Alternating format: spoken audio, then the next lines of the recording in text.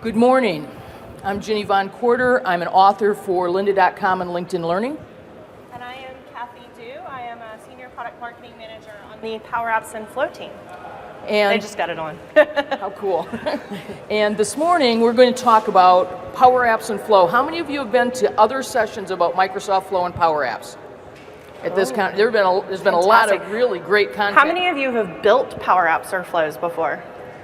Fantastic. That's cool. We're going to do as much as we can in 20 minutes today.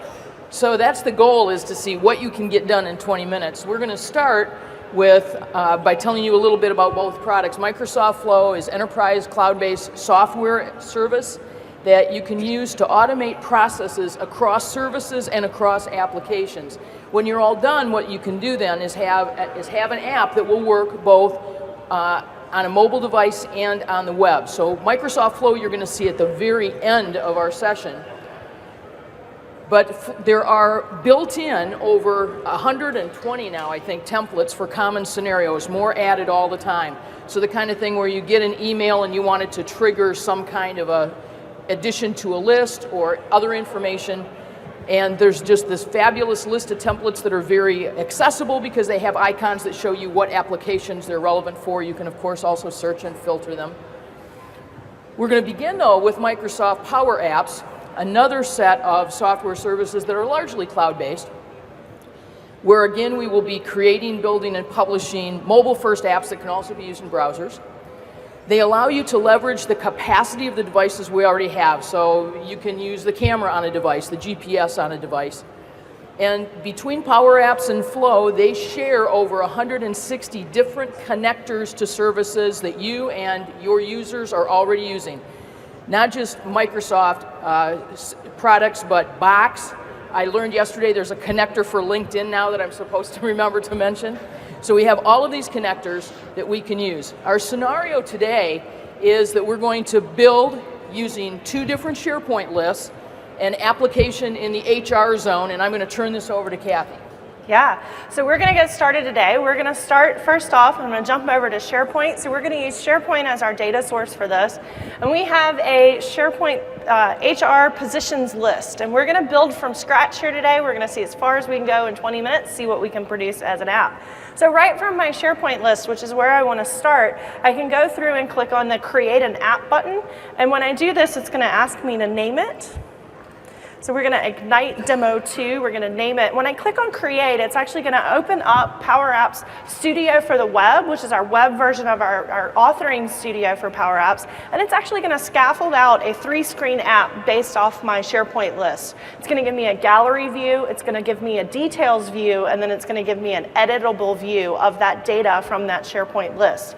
So I don't have to go through and build those out. It just kind of builds them for me, and then I can customize from there. I tend to joke with people that if you actually sing the Jeopardy theme song, by the time you finish, it'll already be done. And you can see in the background, it's building that out, building those screens out for me. And then here we go. It's there, and I don't have to do anything for it. But it comes up, and it pulls up a few fields, and those don't really look like the fields that I want. So if we go through, we can go straight to our data source. And then when I come in and click on these, I can see these are actually all of the columns from my SharePoint list being displayed right here in PowerApps. So I could change these to anything. It could be the title, it could be the department, and then we can go through and find another one. So we want to have it be the status of the position, so then we can see a mix of open and closed positions. But maybe this doesn't get me exactly what I need. I need to have a little bit of information about it. What is the column name? What is this? How do I do that? So it's really easy to do this. You can use this. It's kind of a combination of PowerPoint and Excel. And to kind of build these out, I can use some of those Excel-style labeling tools that we used to use in Excel, where I can go through and say that we want to have this as the status field, and then I want to also include that other field. So as I do that, you can see it goes through and changes it. If I wanted to change the color of this text, I'm changing it once, and as I change it that one time, it's changing it for all of the items around there. So if I then wanted to come through and do the same thing here, add in that label, I would simply type in position, and then the ampersand, and then it adds that in. So I kind of go through and can quickly start to configure this for what I need. So then as I go through, I can see my detail screen, and I can edit what's happening here. I don't want that description to show, so I can go through, I can say I don't want that, I don't want the compliance asset ID, but I do want the experience to happen there, and I want the status of this position to be all the way at the top, and just by dragging and dropping, I'm customizing how this appears to people throughout doing it. But then I want to, maybe we're going to edit this, maybe we want to change the status from open to closed, so we could do that by going to the edit view here.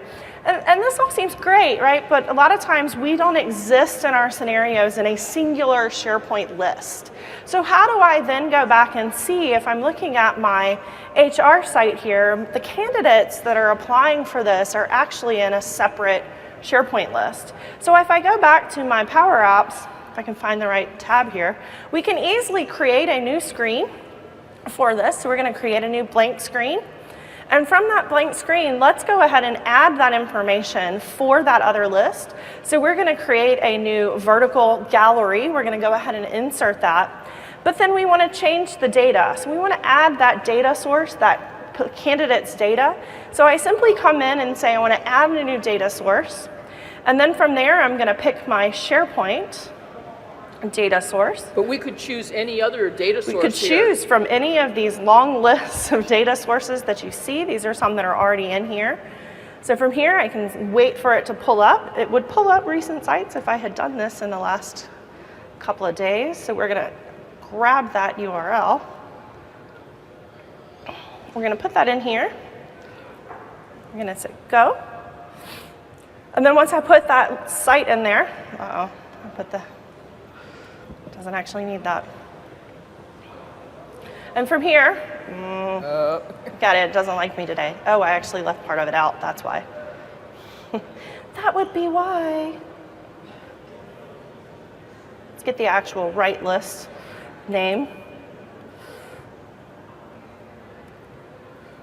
See, this live demo thing, it's kind of for the birds. May have been the wrong SharePoint connection too. See, this worked just fine when I was doing it back in my hotel room a few minutes ago. The right one, there we go. See, I want to pull that candidates list, and as simply as finding it, finding the right connection, and then pulling up the SharePoint list. That was the hard part. That was the hard part. That was the hard part. And then from there, you can see it pulls it in. So I don't actually have pictures of them, but I can go through and change this up, drag it. I can, again, change the different information. So we don't want, maybe we want their name to be at the top. Who is the applicant? We want to, that's actually the top one. Then we want to have their experience pulled in, their education level, and then we want to have their feedback there.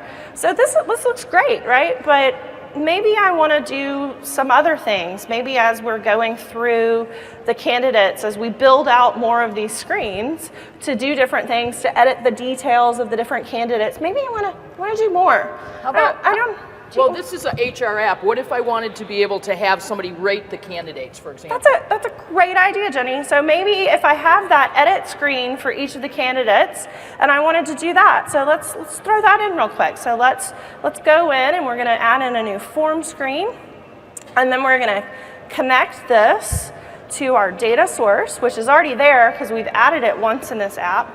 And then once we do that, it's going to add these data cards on here. And the data cards, again, just my columns and that information. So again, here's all that information. Here's what they've applied for. I'm going to hide the summary. I'm going to hide their recruiter for here, just so we have a little bit of room. But then I'm going to come in, and we want to add in that ability to do the rating. So we're going to add a custom card. And the card is, again, just giving us another location to do that. So from here, we're going to go to our controls, because we ship a lot of out-of-the-box controls that allow you to do number of things. We're going to add in a ratings control. So right there, now I have the ability to change from 1 stars to 5 stars right there. And that all seems great, but maybe I'm doing the interviews, and I actually want to take a picture of them. Oh, let's do it. For how they show up to their interview. So in here, we can actually make use of that out-of-the-box capability from my device. Again, this is set up to be a phone, so maybe we're gonna use the camera. So we're gonna add in a little camera control, and you see when we do that, it makes use of the default device. Jenny, get in here and wave to everybody. Hi. Hi, right? So you can throw in a camera control. You can take pictures right from it. So you can start to imagine the wild possibilities of what you could do with some of these apps with the technology and the controls that are a part of both your mobile phone and your tablet or your desktop. We all have laptops that have web cameras built into it if we haven't put those little stickers over it. And so you can start to make use of that. But this all seems great, Jenny, but maybe what about if I want to like do something with this? Maybe I need to tell the recruiter that something happened. We interviewed this person. What do we do? So we need a flow now. Oh, that's a great idea. So we could go, and I'm going to go to a little bit less busy. I'm just going to delete this camera control. How would we do that? Let's add in a button. And from this button, we could go through and say, submit feedback. All right, so we've done this. But how would I actually do that? So from here, we can make use of Microsoft Flow right from our Power App, and we'll show you a little bit about what that is. But when I go here, I have a lot of ways to style this. But right from here, action. I want this button to take an action. I can add a Microsoft Flow, and so I would simply click on Flow here. It's going to come up, and it's going to say, what do you want to have happen? And it gives me a set of flows that have already been created with Power Apps. So we want to do the send approval and follow up. So we're going to add this. You see it's adding that flow to this button. And as we go through and do that, it's now there, and I can go through and send this. So it asked me for a little bit more, but we don't have time to fill all that out. So I'm actually going to show you a little bit of flow, and then we're going to come back and look at this and run this app and see what happens. So Microsoft Flow, just like Power Apps, is web-based, so I can utilize this from my SharePoint list and library. So if I was actually here in my candidates list, I have Flow, just like I had Power Apps up at the top. I have Microsoft Flow here, and I can go through and run flows right from the list. And I also, one of the things that I think is important is that there are places in SharePoint, for example, where you can run flows that you can't necessarily use Power Apps.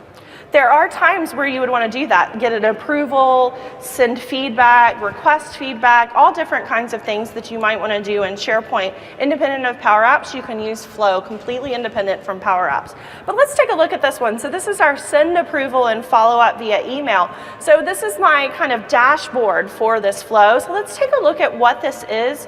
So if we go in and click Edit Flow allows us to change what's happening and how it's happening. So we can go through and see we have our Power Apps action here. So it's actually looking for that button push. Then it's going to start an approval, and you can see you can customize some of the things in here, the title, who it's being assigned to, some of the details around it. And then it has a condition. What do I do if the response is equal to approve? We only want to know if it's being approved or know if it's not being approved. So we can go through and set up that email that's being sent out to them so that they get an email that says this has been approved or this has been rejected. And so you're kind of quickly setting this up all from Microsoft Flow and Power Apps and kind of building that out and kind of getting it all together. So pretty quick and easy, we've kind of built out an app. But you know, I'm a designer. I like my apps to be a little pretty. Splash screen time. Oh, that's a great idea. Let's add in a quick splash screen. So we're going to throw in a blank screen here. We're going to go to the screen. Let's add an image. It needs a little bit of something pizzazzy, right? So in here, let's go pull up something. So let's figure out what we can do. Not really anything exciting in mind. I don't know where I stuck that one. I thought it was there. We'll just pull somewhere else. Let's give it a little fun background that makes no sense for what we're doing. Oh, but it didn't fit it. So we can actually tell it to fill. We can throw in some information here. Let's add in a button to get us around. So let's throw in a button. But how do I get this? This screen is all the way down at the end, Jenny. Scoot it up to the top. Drag and drop. So I can drag it up to the top, but how do I get that button to go where I need it to go? So I actually just go to the button, and one of the things you can do from there, action, I can go to this handy little navigate menu here, and I can say, I want this to go to the browse screen, which is that first screen, and that seems great. Now, I've built all this out, but how do I know it actually works? Test it. Perfect. So we can go hit the little run button, and from there we can get started. We can go to our item here, we can click on this, we can edit it. So you can see how quickly and easily this gets built together, and so in less than 14 minutes. 14 minutes, we built a pretty nice little app using some SharePoint list data with a flow in the background that's going to automate and send some approval emails once these items happen. So you can start to see how very quickly you can start to build out some of these line of business solution apps that you're missing in your organization.